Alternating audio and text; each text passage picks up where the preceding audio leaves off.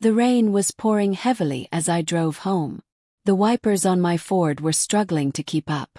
Living in Seattle, I was used to the gray skies. But tonight, even the city lights looked dim under the heavy rain. I'm Barnaby, a 46-year-old software engineer, and I was looking forward to returning to my cozy craftsman-style house, and to my wife. We had been married for 18 years, which is a long time by anyone's measure. I truly believed our bond was something meaningful. Or at least I used to believe that, until a few weeks ago. Began with small changes. Isolde, my wife, a talented freelance graphic designer, started working longer hours. She had always been passionate about her work, which I admired. But recently she seemed distant. Her phone buzzed constantly with messages, and she often left the room to answer calls in a quiet and secretive tone. I'm not someone who gets suspicious easily, but the changes were obvious. A feeling of unease started to grow inside me.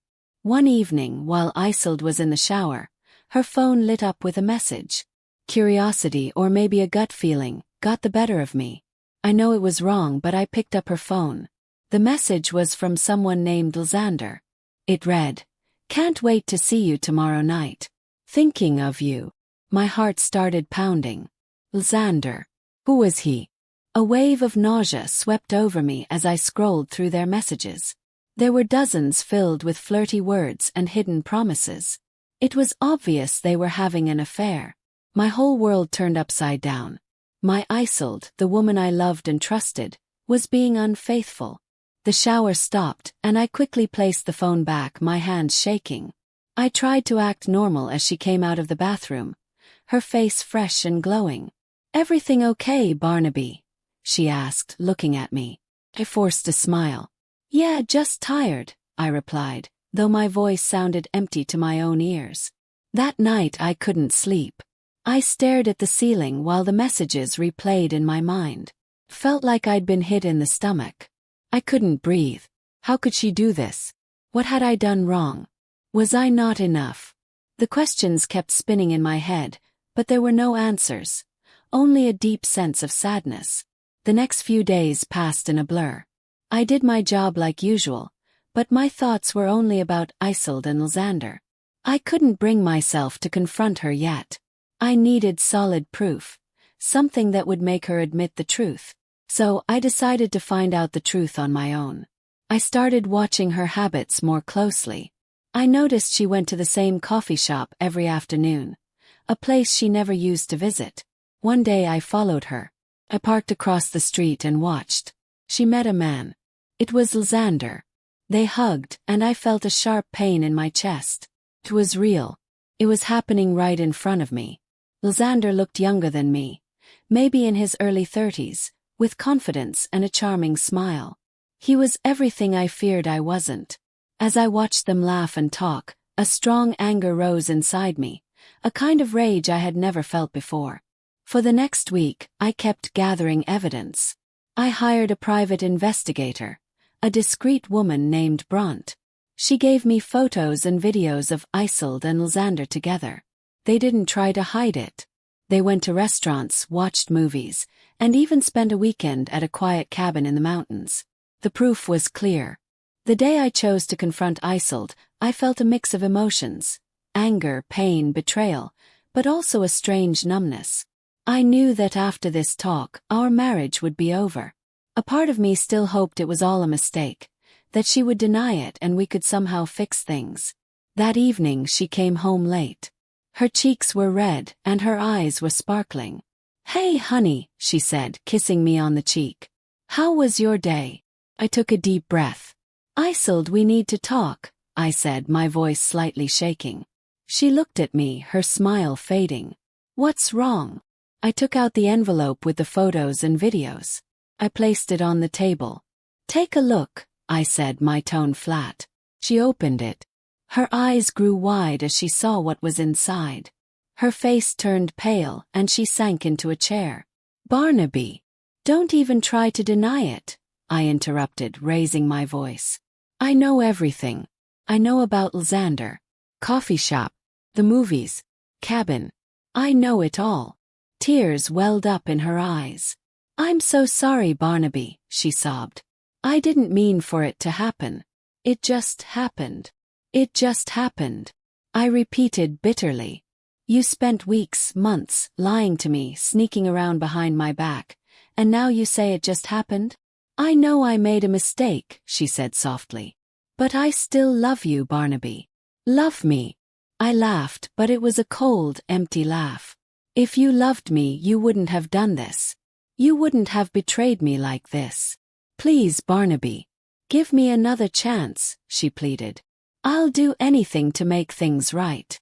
I looked at her, my heart aching. A part of me wanted to believe her, to forgive her. But the pain was too deep. The trust was broken. I knew we couldn't go back to how things were. "It's over, Isolde," I said firmly. "I want a divorce." Her face crumbled, and she began to cry loudly. "No, Barnaby. Please don't do this. Change. I promise." I turned away, unable to watch her tears. "It's too late, Isolde," I said. "It's too late." The next few months were like living in a nightmare. The divorce was painful and full of conflict. Isolde fought over everything, trying to take as much as she could. I was emotionally exhausted and financially drained. But I was determined to leave this marriage with my dignity still intact. During the legal process, I found out something even more heartbreaking. Isolde had been secretly moving money from our joint account into her own private account. She had been planning to leave me for Lysander, and she wanted to make sure she had enough money. This betrayal hurt even more than the affair. The rain was falling in heavy sheets as I drove home. The wipers on my old Ford struggled to keep up. Living in Seattle, you get used to the gray skies, but tonight felt different. Even the bright city lights looked dim under the weight of the downpour. I'm Barnaby, a 46-year-old software engineer. After a long day, I was looking forward to returning to my warm, cozy craftsman-style house. And to my wife Isolde. We had been married for 18 years. By most standards, that's a long time. I truly believed we had something special. At least I did until a few weeks ago. Started subtly. Isolde, a talented freelance graphic designer, began working longer hours. She was always passionate about her job, something I admired, but lately she had grown distant. Her phone constantly buzzed with messages, and she often stepped out to take calls in a low, hushed voice. I'm not the suspicious type, but the changes were impossible to ignore. A quiet sense of unease began to grow in my gut. One evening, while Isolde was in the shower, her phone lit up with a message. I don't know if it was curiosity or a gut feeling, but I picked it up. I knew it was wrong, but I did it anyway. The message was from someone named Lysander. It read, "Can't wait to see you tomorrow night. Thinking of you." My heart pounded. Lysander. Who was he? I scrolled through more messages. They were filled with flirtatious words, inside jokes, and promises. It was clear they were having an affair. My world tilted. My wife, the woman I loved and trusted, was cheating on me. The shower stopped. My hands shook as I placed the phone back and pretended nothing happened. When she stepped out, her face glowing from the warm water, she asked, "Everything okay, Barnaby?" I forced a smile. "Yeah, just tired." That night I lay awake, staring at the ceiling. The messages echoed in my head. I felt like someone had knocked the air out of me. How could she do this? What did I do wrong? Was I not enough? The next few days passed in a blur. I went to work, but my mind was stuck on Isolde and Lysander. I wasn't ready to confront her. Not yet. I needed proof. So I started observing her quietly. I noticed she often visited a coffee shop she'd never mentioned before. One afternoon I followed her. Sitting in my car across the street, I watched as she met him. They hugged. They laughed. It was him, Lysander. He looked younger than me, early 30s maybe, with a smooth smile and confident walk. He was everything I feared I wasn't. The rage inside me grew. Felt broken. I hired a private investigator, a discreet and professional woman named Bront. She did her job well. Soon I had photos and videos, evidence of their dates, their weekend getaway to a mountain cabin, even them holding hands in public. They didn't even try to hide it. When I finally decided to confront Isolde, I felt numb. Angry. Betrayed. But mostly just tired. She came home late that evening, her cheeks glowing, eyes bright. "Hey honey," she said, kissing me on the cheek. "How was your day?" "We need to talk," I said, trying to steady my voice. Her smile faded. "What's wrong?" I handed her an envelope filled with the evidence.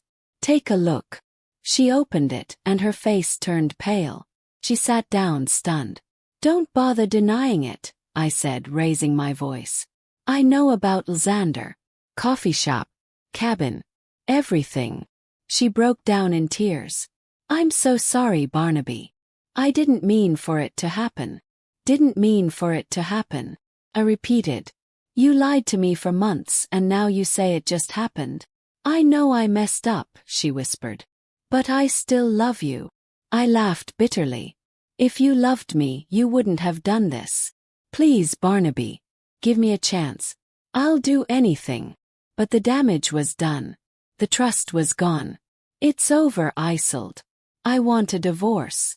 She collapsed into sobs. "No, please. Don't do this." "I have to," I said, turning away. "It's too late." The months that followed were painful. The divorce was difficult and full of conflict. Isolde tried to get as much as she could. I was exhausted emotionally and financially, but I refused to lose my dignity. Then came another blow. I discovered she had been secretly transferring money from our joint account into her own. She had been planning to leave me for Xander all along.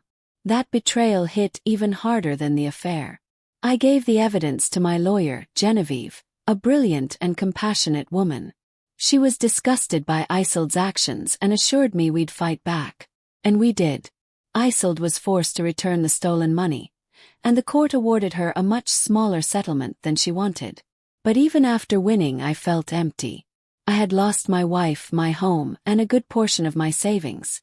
Worst of all, I had lost my faith in love. I needed a fresh start.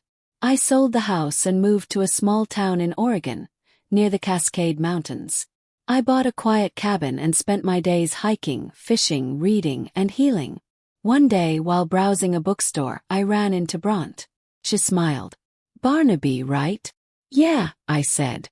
"Good to see you. I'm sorry about how things turned out." "It's okay," I replied. "I'm getting there." "There's something you should know," she said. "After your case, I kept an eye on Isolde and Xander. Their relationship didn't last. He left her for another woman."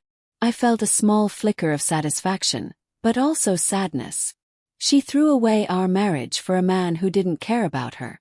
"Funny thing," Bront added. "Isolde recently called me. She wanted to hire me to investigate Xander's new girlfriend. She thought he was cheating on her." I laughed. The irony was unbelievable. The very betrayal she caused, she now experienced. "Karma," Bront said. I thanked her and left, feeling a strange sense of peace. She got what she deserved, and I was finally moving on. In time, I rediscovered myself. I began painting again, a hobby I had let go years ago. Inspired by the peaceful landscape, I started selling my artwork in a local gallery. That's where I met Laura. She had kind eyes and a warm smile. "Your paintings are beautiful," she said. "Thank you," I replied. "I'm Barnaby." We talked for hours about art, about life. Something about her gentle spirit drew me in. We grew closer. We hiked, picnicked, and spent cozy evenings by the fire. Slowly, I fell in love again. When I finally shared my past with Laura, she didn't judge. She listened. And then she simply took my hand and said, "You deserve to be happy." One evening, as we sat on the porch watching the sunset, I turned to her and said, "I love you, Laura." She smiled. "I love you too, Barnaby." A year later, we got married in a small ceremony with friends and family. It was the happiest day of my life. Years later, I received a letter from Isolde. She was living alone in a small apartment in Seattle, working as a waitress. She apologized and said she regretted everything. I didn't reply. I had forgiven her, but I didn't want to open old wounds. 'Cause I had moved on. I was happy. And sometimes the best revenge is simply living well. Proving that they didn't break you. That you're stronger than they ever imagined. That love is still possible. This is my story. I hope it reminds someone out there that even in the darkest times, there is always hope. Don't give up. Keep believing. Because in the end, love truly can heal a broken heart. Barnaby.